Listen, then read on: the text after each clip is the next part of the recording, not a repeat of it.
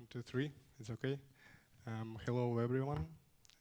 I am the creator of NeutrinoParticles project, and actually I don't represent any company. And NeutrinoParticles, it's a name of the project, which I make by myself, by my own. So today I will tell you about this project and about particle effects which you can create with this project. So first of all, about parts of the of this project. This project consists of. So first part is the editor. It's a NeutrinoParticles Editor. This is the tool where you create the particles. This is a local tool. You can download it and use it as you want.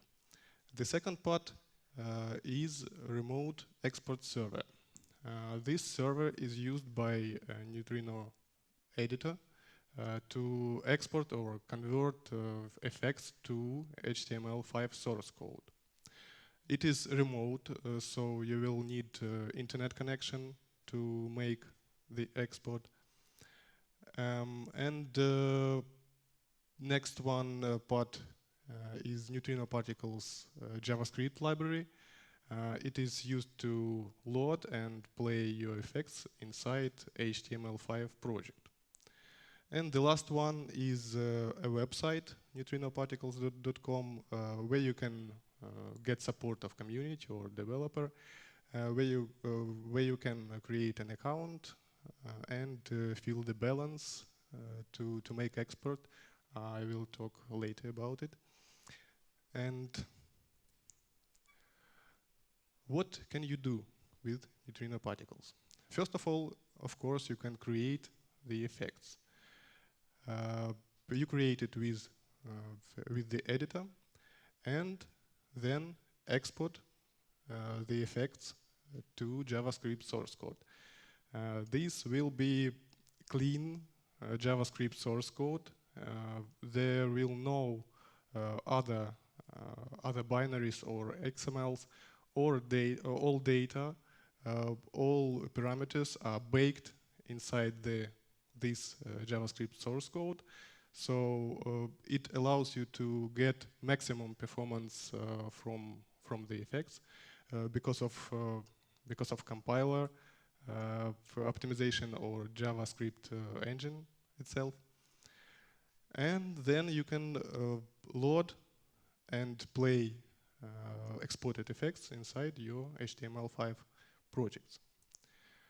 So what options a developer has when he wants to load particles and play particles inside HTML5 projects, and not only HTML5, it's about any game project. First option is to use frame animation, pre-rendered frame animation.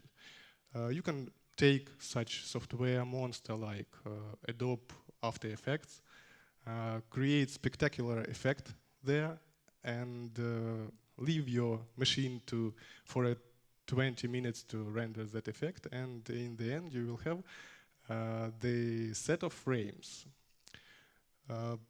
That's great, but that set of frames will have a huge size because of animation length or because of size on the screen it takes.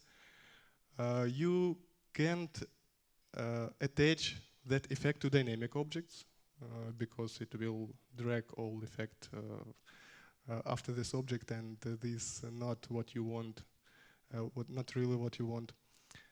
And this effect will look the same every time you start it. But of course, this approach has a positive side. You always know that it will work fast instead of memory consumption. And the second, on the other side, the second approach is to use real-time particles. To use such effects, you can take any of programming libraries which allows you to create effects, and this library will simulate that effects in real time. What does real time means? That means the effect, position and look of all particles will update and compute it at every frame and render it as well. Every particle is represented as usually as a rectangle in the space and is drawn separately. Each particle drawn separately or in bunch. So positives of this approach is, of course, small size, because for such particles, all you need is parameters for algorithms, which takes really small size. In the case of neutrino particles, the size is 20 or 30 kilobytes per effect, and it will be much less after the project will be finally released. It's in beta now, in beta testing. The second positive moment is that these effects can be easily attached to dynamic objects because each particle is computed separately. And these effects are unique every time they started. In case of neutrino particles, you can generate particles depending on the speed of moving object. I will show later about it. It is very useful to make effect consistent regardless of speed of the parent object. And there is a negative side of this approach also. The effect might need a lot of processing time for CPU to update effect or to render. In case when you use two-dimensional canvas in HTML5, all rendering is done in software. So CPU renders each pixel for each particle. But currently, modern devices is very powerful, and it's not a big deal to update and render even on two-dimensional canvas to render effects with 200 or 300 particles. It's more than enough for 90% of effects you use in the games. So mostly the first question from people, does neutrino particles support WebGL? Yes, it does support WebGL as well as two-dimensional canvas. Main features of the editor and of the project. This particles editor supports and has all generic features that all particles editor has. You can control position, rotation, size, color, transparency of particles, and you can use graph tool to make that in pretty simple graphical ways. Also, you can create very different dependencies of one parameters on another's. You can change color depending on particle lifetime, emitter lifetime, position in the space, and a lot of other parameters. So also the editor has a couple of very interesting additional tools that I've always wanted to have in such editors, like the path tool. Path tool allows you to create Bezier curves and linear segments, create paths from them, and use that paths in various ways, like you see here, moving particles by the path, creating particles on the path, moving particles between two paths, morph two paths, and shoot the path. or set a starting velocity for each particle. Take this velocity from the path. And a lot of other ways to use this great tool. Also, we have area tool. The area tool allows you to just take the brush and draw the area where you want to create particles. It's very easy.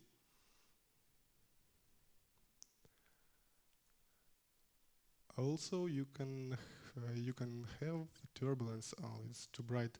Could you please? Yes, thank you. Also, you can use turbulence in your effects. The turbulence makes the effects more natural, more chaotic, and more beautiful. Also, you can attach one emitters to particles of another ones. A little glitchy video. One emitters to particles of another one. This is not something unique. A lot of editors, a lot of particle editors supports this feature, but really unique is that you can pass parameters from parent particle to attached emitters. As you can see, small stars inherits position, speed, and color from parent particle. And in the end, when the particle dies, you can see fireworks, which also inherits velocity, position, and color of the parent particle. You can pass almost any parameter. It's because of structure of the effect. I will talk later about it. You can use texture grids. Texture grids allows you to make animated textures on the particles. Also, you can set single selected effect on different particles, like random frame for different particles. It's a very flexible tool. Creating process.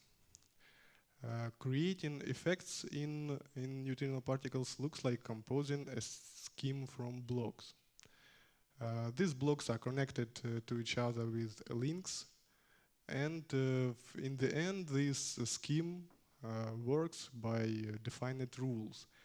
I will not go deeply into these rules. It's much better to watch video tutorials on the site to understand that. But because of this structure of blocks, you can connect and translate data from one block to another block very flexibly. You almost have no limits to making dependencies of one parameters on another one. I also wanted to mention nearest plans and tell about emitter guide. This will a feature like wizard that will help to create emitter scheme very easily. It will look like question answer with a very simple and understandable user interface. Like I want to create particles on path, just click one button. I want particles to move with physics, click another one. I want this force, click add new force. So in the end, you will have this complex or simple scheme, which depends on complexity of the effect. And you will also be able, with this guide, it's not actually, not actually a wizard, you will be able to modify created scheme. And of course, if you want something more hardcore, you can learn how this scheme works and change it by your hands and create very spectacular things. Okay. Now I want to show several effects from the gallery from the site. These effects will go live on two-dimensional canvas, and how much time I have? A lot of time. So before that, I will tell about nearest plans, about pricing thing. Editor is a free tool. You can freely download it, create effects, save effect, and develop them. And when you want to export effect, you will need to have an account on the website and have a positive balance. While the project is in beta, it will 2 months more, I think. It is totally free, and after that, you will need to have, as I said, a positive balance, and exporting of effects will cost $1 per day or 100 effects, which become more become first. So you have a day and 100 effects. So even if you you can optimize your development process to make effects all the week, and then in the Friday to export them in a bunch. Or even if you will not optimize, like a big studio, then it's very hard to make that. You will spend the company will spend $20 per month to export every day. So about future plans. As I already said about emitter guide. Also, there will be more export targets. Currently it is HTML5, but the editor made for generic abstract process creating, effect creating process. So it can be exported in any language, in any framework. So next one will be C# and Unity, because it's very popular. Then it will be Java, C++ source code, and so on, everything people will need. And let's go to the gallery with a couple of words about them. Could you please reduce the light? Thank you. So,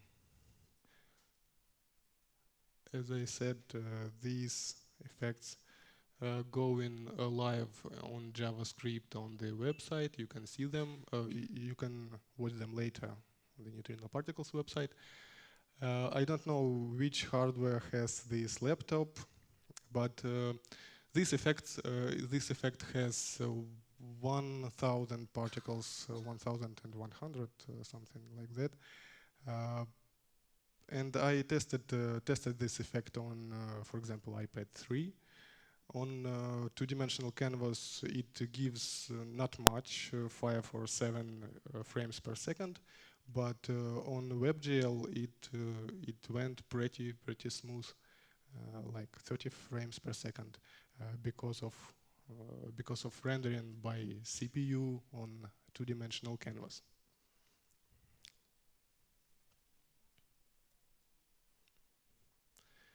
This is hard one effect. Here you can see 2,000 particles at the start,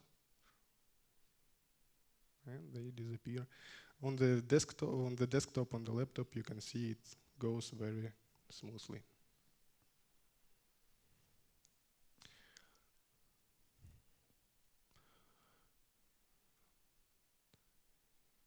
This is attaching effect to the moving object. It inherits the speed of the mouse.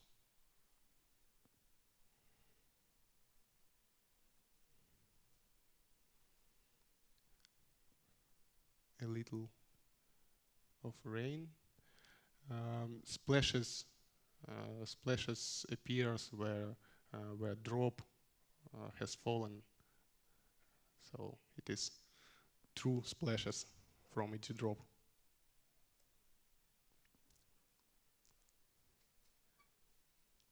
A little of dynamic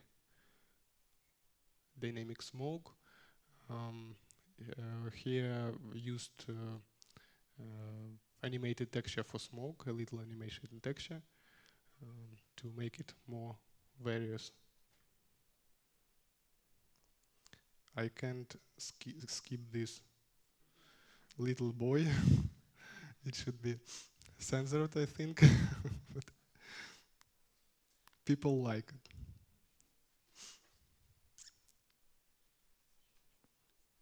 Steam. Steam and a little turbulence.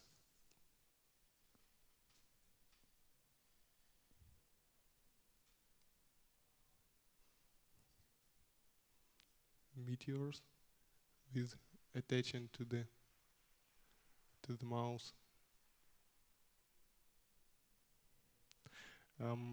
I was talking about consistency of effect when dynamic object moves. You can see you can move the object, move the object a little, and it or fast, and the effect is without holes.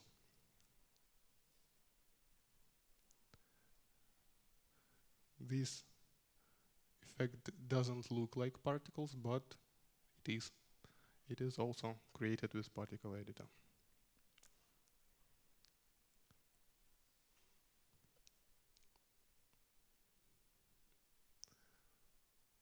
As you can see, the effect looks like a 3D effect, even on two-dimensional canvas, because there is an ability to use emulating of 3D camera.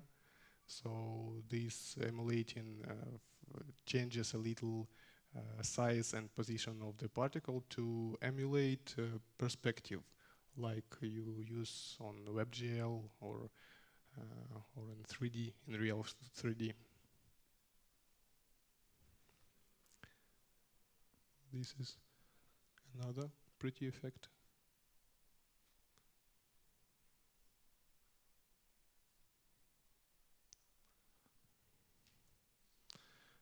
And the fire will be the last one. Fire and sparks, using also the turbulence. So I am done. If you have any questions. Thank you, Yuriy. First applause and then the question. And then, yeah, we have a question there in the back. Mm-hmm.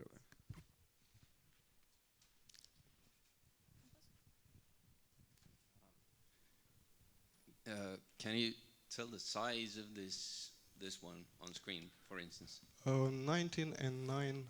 Oh, it says up there. 19 right. kilobytes. That's Effect and 20 to 12 kilobytes textures for this okay. effect. Thank you. Impressive. So, as I said, all real-time particles very, very small. Any more questions?